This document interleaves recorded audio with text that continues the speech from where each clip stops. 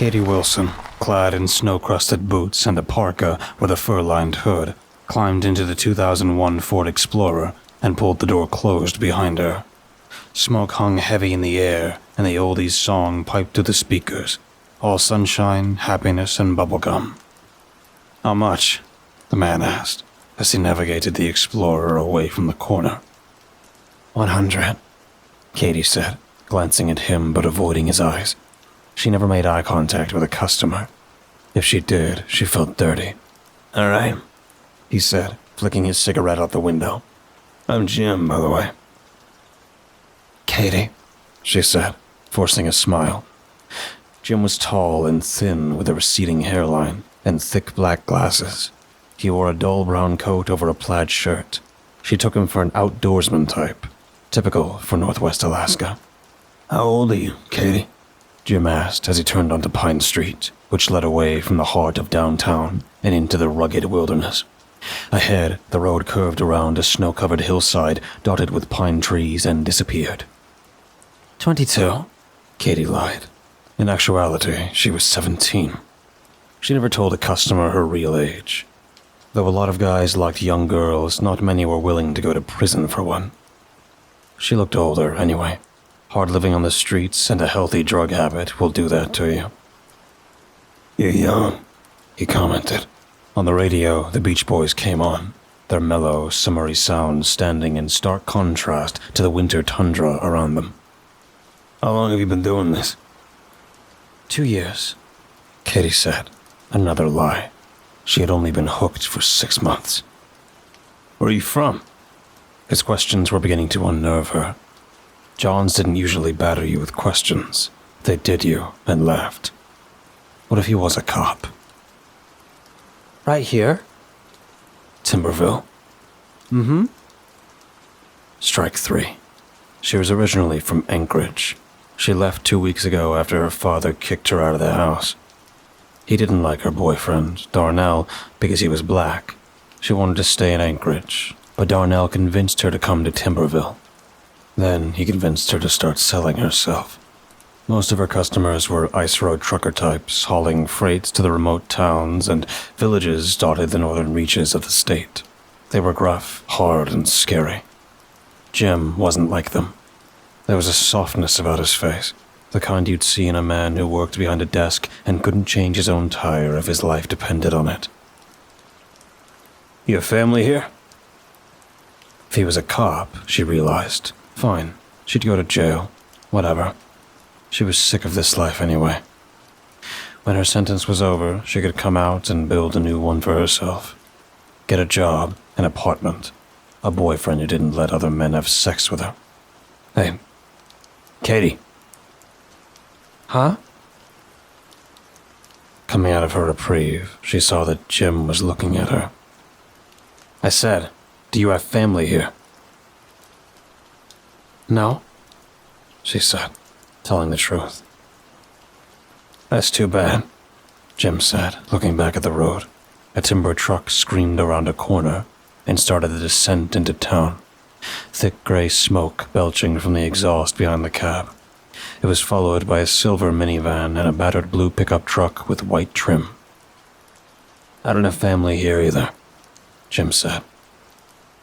"I'm just up here for a few weeks working on the pipeline." She assumed he meant the Cherrystone pipeline, which was being built near Rocky Top. She didn't know much about it, only that a lot of people thought it was going to hurt the environment. "Do you have a family?" Katy asked, because she felt like she had to say something.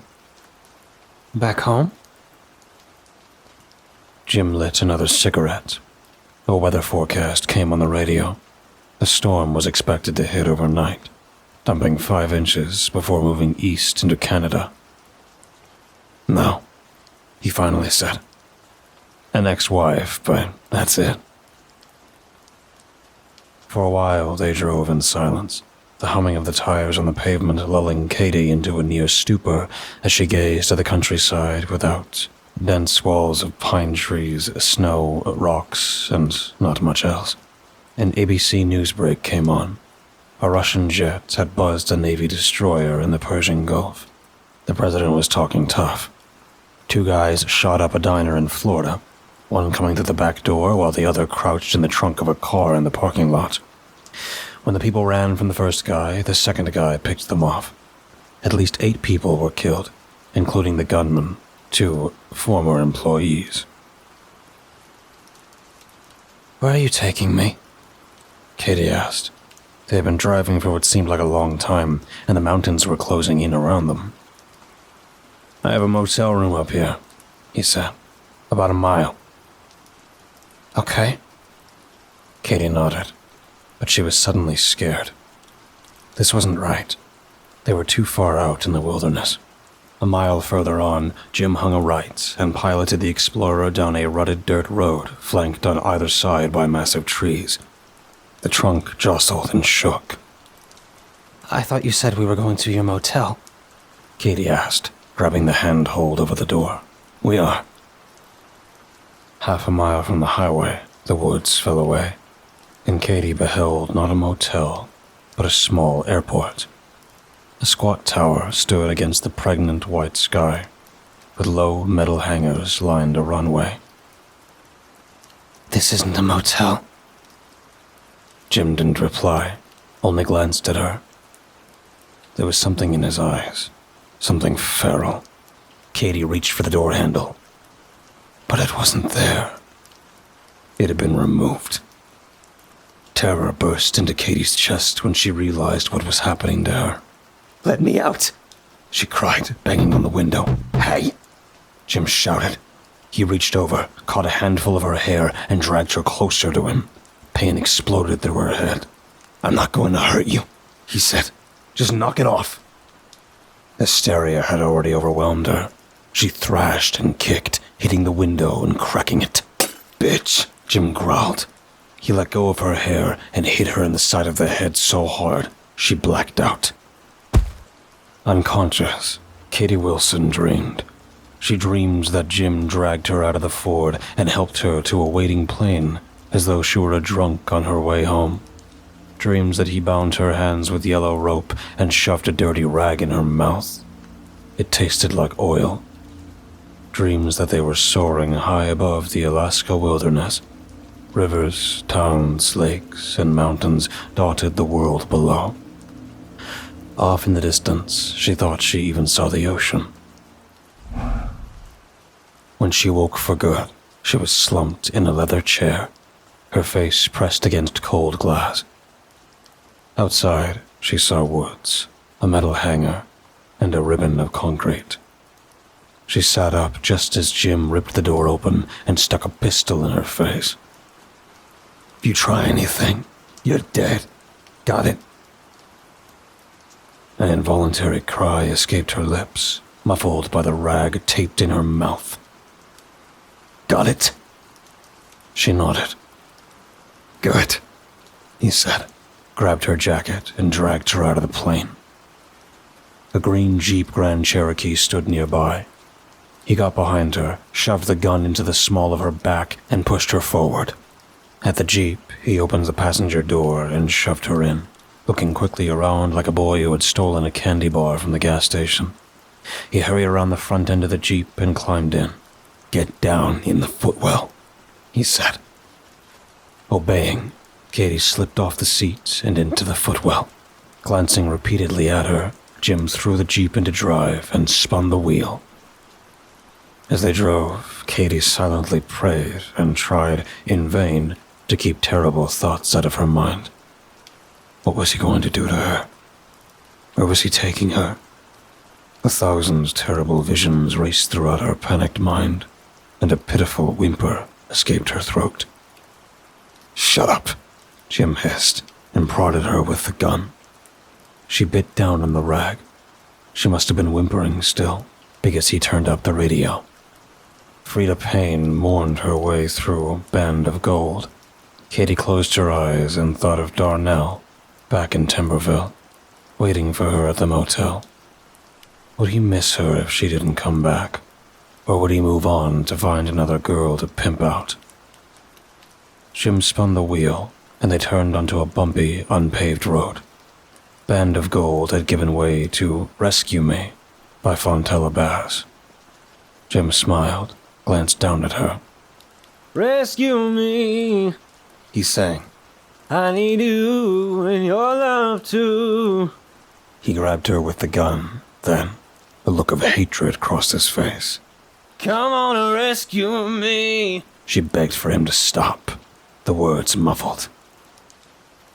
"No one's gonna rescue you, bitch," he said, jamming the gun into her back.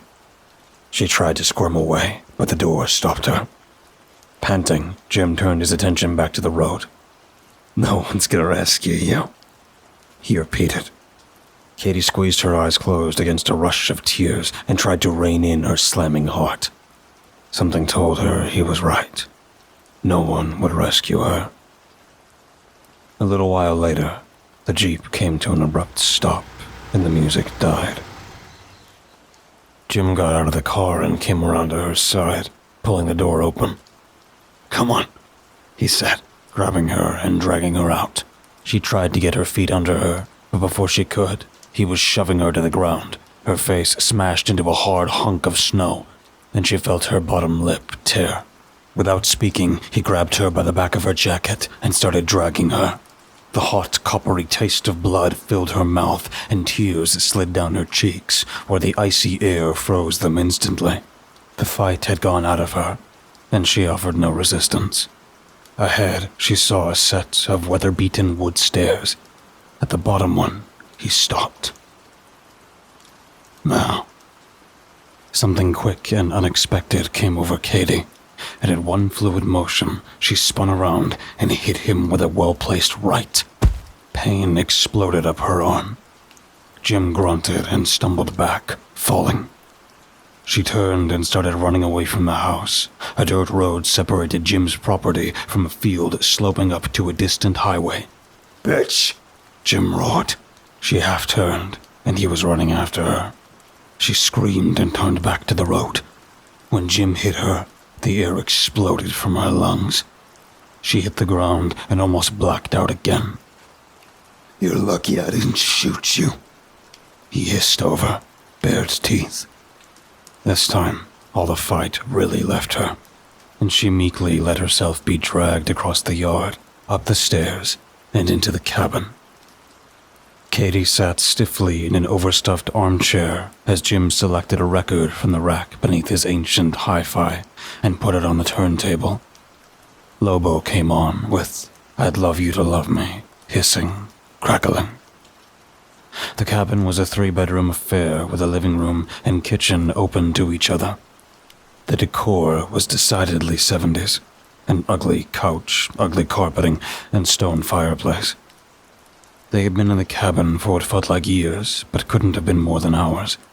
At first, Jim bound her hands and feet with rope and left her on the couch like a macabre decoration. His fevered eyes darting to her every so often as he hustled around the house, cleaning, organizing, and unpacking. When he was done, he brought in 3 different rifles, sat them in the armchair to Katy's right, and laid them across his lap. Katy stared at them warily, the way one might at a dangerous and wholly unpleasant creepy-crawly. He painstakingly explains the ins and outs of each one, paying special attention to what they did to the human body. "This one will leave an exit wound in you bigger than my fist." Then he laughed. Now, getting to his feet, Jim came to her like an angel of death, and Katy's heart skipped a fearful beat. "Would you like to dance?" he asked. She didn't reply. He grabbed her by the scruff of her sweater and forced her to stand.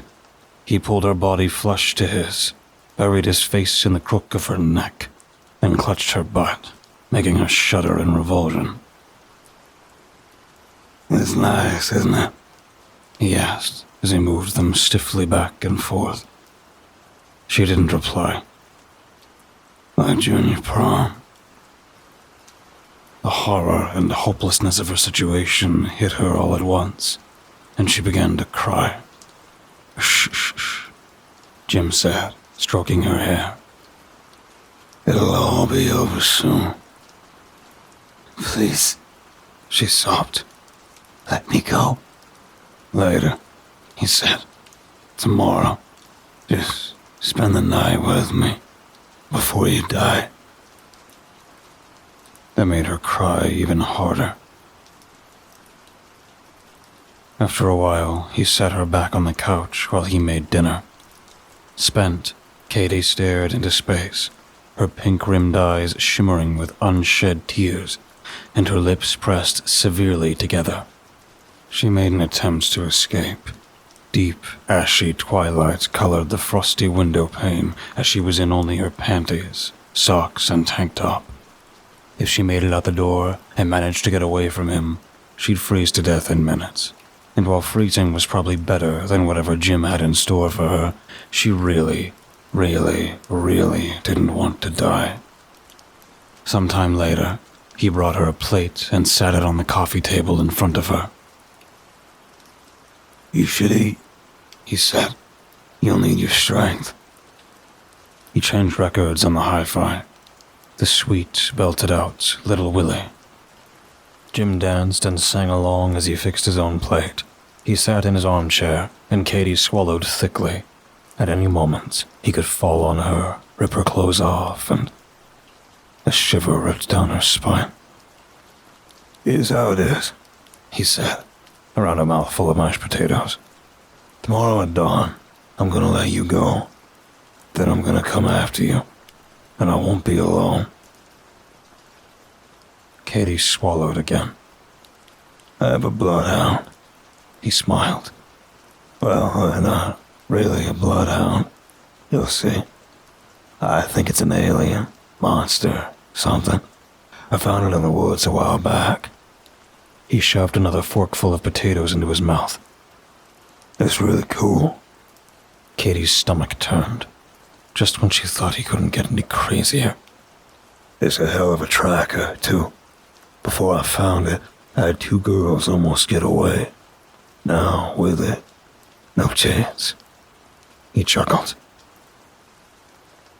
Later, he cuffed her to the radiator below his bedroom window. He leaned in and whispered, "I hope for your sake I find you, and not the bloodhound. It'll be easier that way."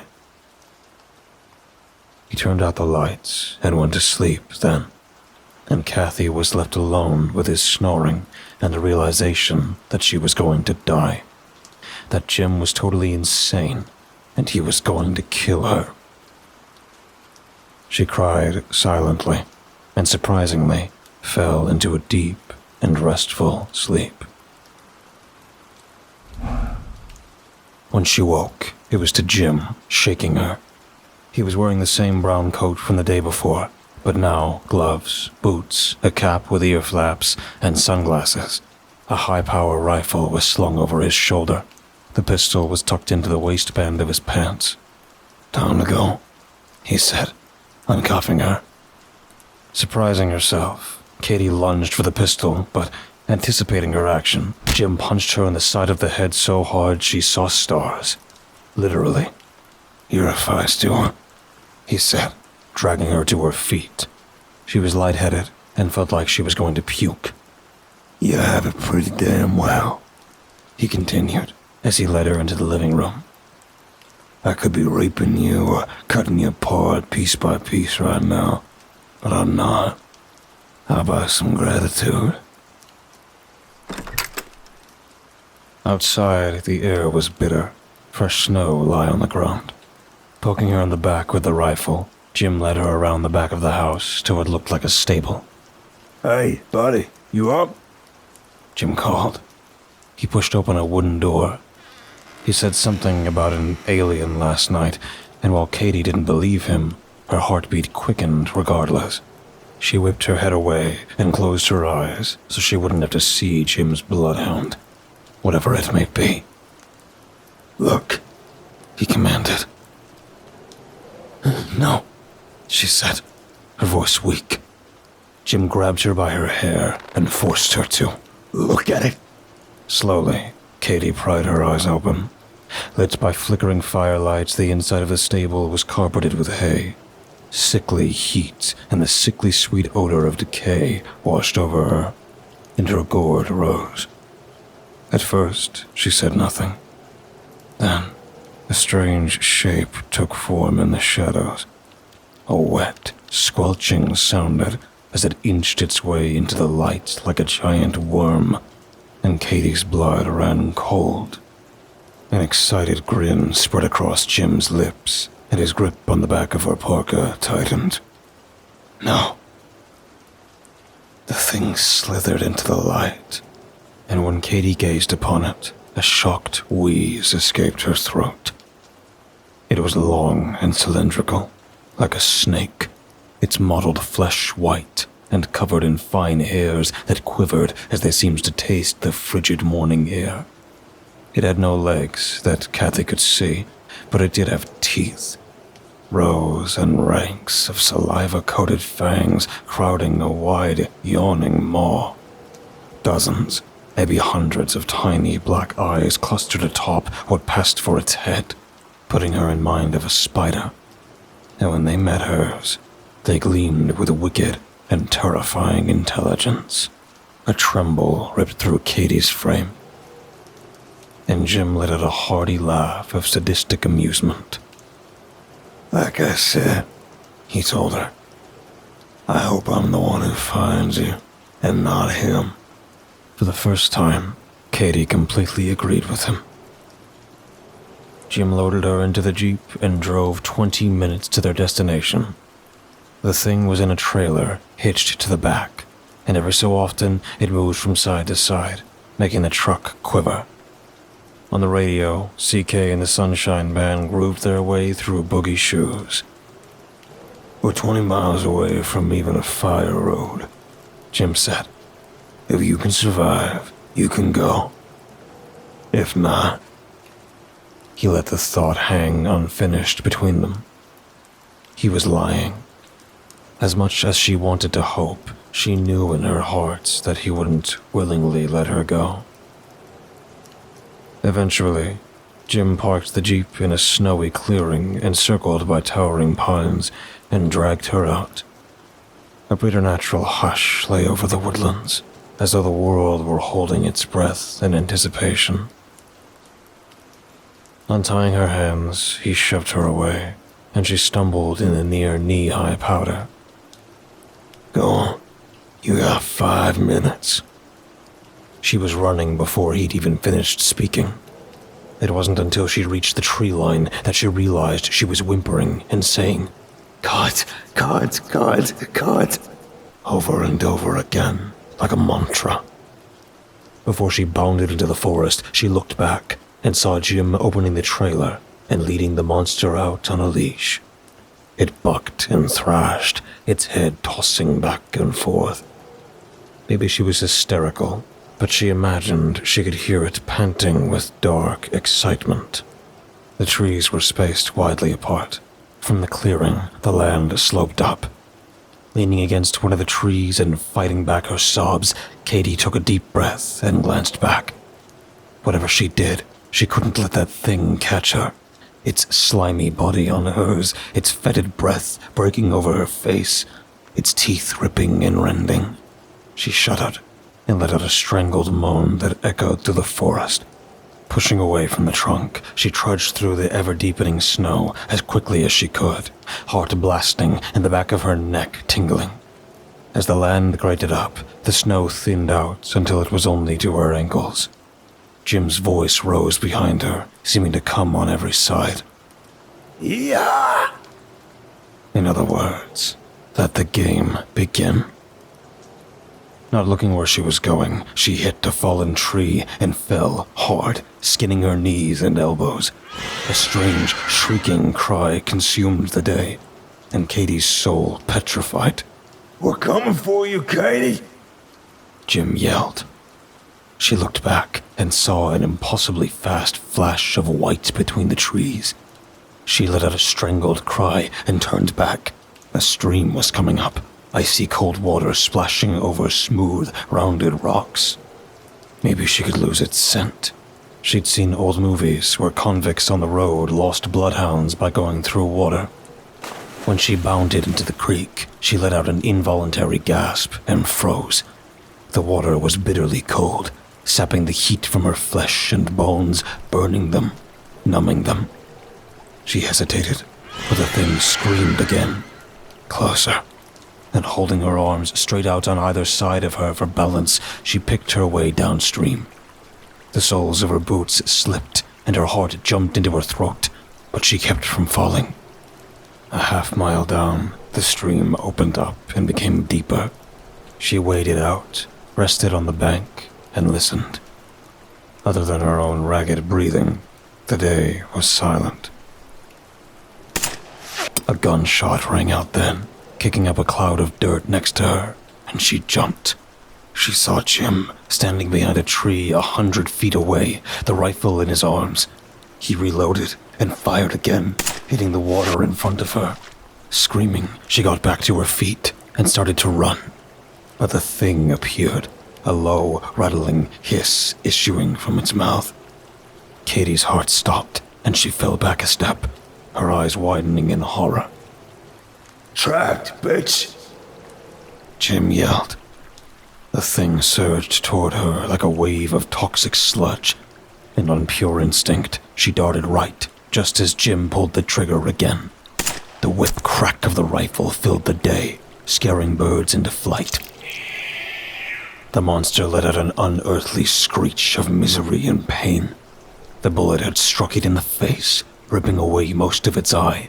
Green ichor oozed from its ruined cranium and dropped onto the snow like acid rain, where it sizzled. "No!" Jim screamed. Katy gaped. The thing moaned, shuddered, and collapsed. Holding his hands to his mouth, Jim approached, wading into the water. Buddy, are you okay?" The concern in his voice was sickening. Just as he reached the bank, the thing came back to life. Katy saw its eyes fix on its master, and in them she saw one thing. Hatred. "Buddy." Jim said, sounding elated. The thing came toward him. "Hey, buddy. What?" The thing crashed into him, and he let out a shocked cry. Katy didn't see the rest, for she fled then, but she heard it.